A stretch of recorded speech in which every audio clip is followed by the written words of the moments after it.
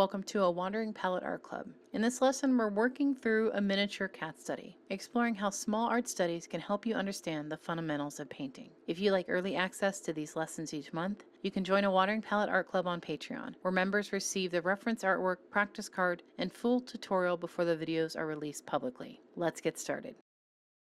This is a full version of a cat study where I walk through 4 different ways to create the same subject using different approaches and materials. I've also broken each of these into individual videos, so if you'd rather follow along in shorter lessons, you can jump into those anytime. Even though the subject stays the same, every version turned out completely different. That's something I want you to take with you. There isn't one way to create something. Every time you sit down to paint, sketch, or experiment, you're learning, even when you don't get what you expected, especially when they don't. Creating art comes with a lot of self-doubt. It's easy to question what you're doing, compare yourself to others, or feel like what you're making isn't good enough. I deal with that every single day. But anything you create with your hands, whether it's paint, pencil, a camera, wood, or anything else, that's art. Think of it this way. Someone, somewhere, had to create everything we see around us first. And the only way to get better is to keep showing up and keep creating. That's the purpose of these small studies. They're not about perfection, they're about practice, exploration, and building confidence one piece at a time. So whether your version looks like mine or something completely different, that's exactly what it's supposed to be. When it comes to watercolor, I paint very intuitively. I didn't use a reference image for this cat. I was mostly working from memory and from my general understanding of how light and shading falls on an animal. For the color palette, I used several yellows as a base and then layered in browns, oranges, and even touches of blues and greens. Often the shadows in a painting come from the opposite colors of what you're painting. This helps create depth. Since the cat is looking upward towards the light, the brightest area is on the face, while the legs, underside of the chin, and the back of the body fall into deeper shadow. This video is meant to be something you can watch and paint along with, rather than a strict step-by-step tutorial. Try observing the process, experiment with your own colors, and see what version you create. If you have any questions while you're painting, feel free to leave a comment. I'm always happy to help.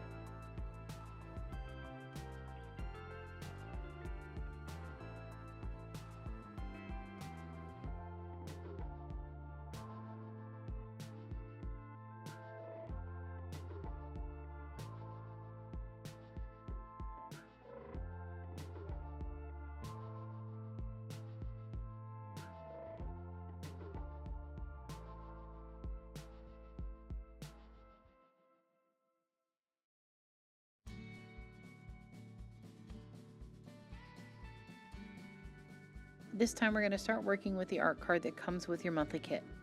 One side of the card includes a light outline sketch of the cat, and the other side is completely blank. This gives you a simple reference to work from while also giving you space to sketch your own version right beside it. I've always found that having a reference while sketching, especially drawing animals or structures, makes the process much easier. I quickly sketched the cat on the blank side of the card and then outlined the drawing using a waterproof micron pen.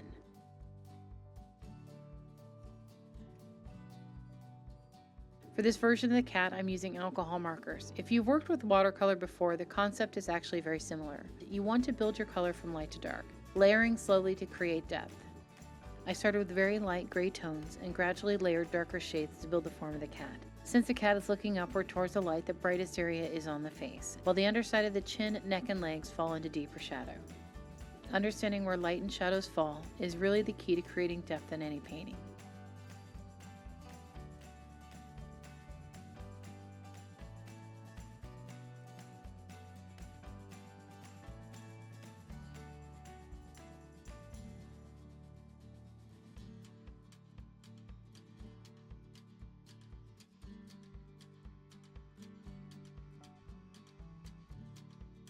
I'm still learning with alcohol markers myself, and every time I pick up a brush, marker, or pencil, it feels like starting fresh again. I think that's part of the process. Every small study teaches you something new. And that's exactly why I love working with these mini art cards, or ACEOs. Each one becomes its own little small art experiment.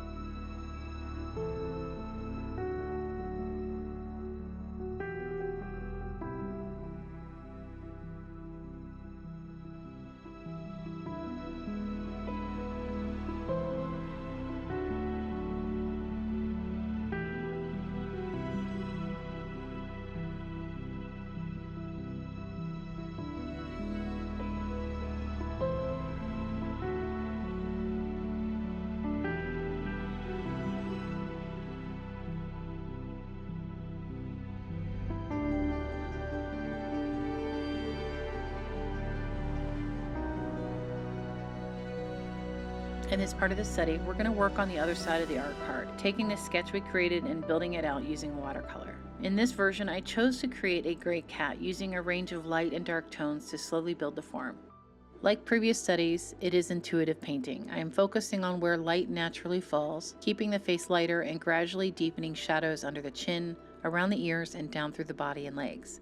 Watercolor really comes down to patience and layering. I always start light and slowly build darker tones because once watercolor goes into dark, you really can't go backwards. It's a very unforgiving medium in that way, so taking your time is key.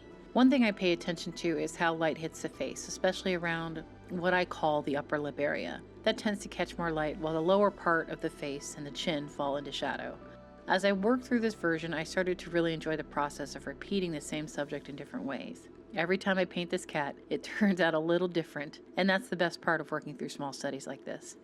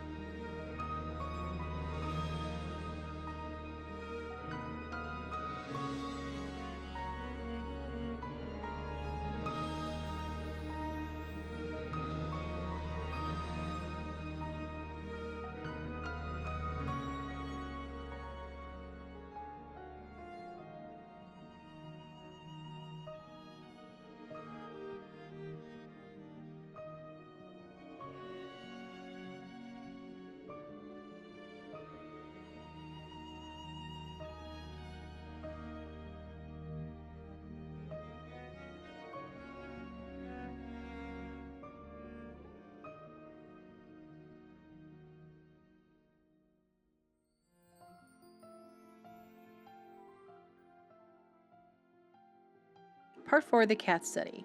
We are going to be working on a black and white tuxedo cat, my version of Sylvester. This one was definitely more challenging, especially when it came to the white fur. White really isn't white. It's made up of very light tones, sometimes blues, yellows, subtle greens, pinks, depending on how the light is hitting the subject. And it's the area I struggled with the most. The values weren't sitting quite right, and since watercolor doesn't give you much room to go backwards, I needed to adjust. To fix it, I used a thicker mix of white from my watercolor set, almost like an acrylic consistency, so I could paint back into those areas and soften what I had already done. Some people will tell you that white watercolor shouldn't be used that way, or that it's not true watercolor. But at the end of the day, it doesn't really matter. If it helps you solve a problem in your painting, it's a tool, and you're allowed to use it. That is a part of learning. That's the part of creating. With this piece, I focused on balancing the contrast between the dark areas of the fur and the softer, lighter tones, while still keeping the structure of the cat consistent with the earlier studies. In this version, I've sped up parts of the painting process so you can watch it at a faster pace. If you prefer this style or the full real-time version where we go step by step, let me know in the comments.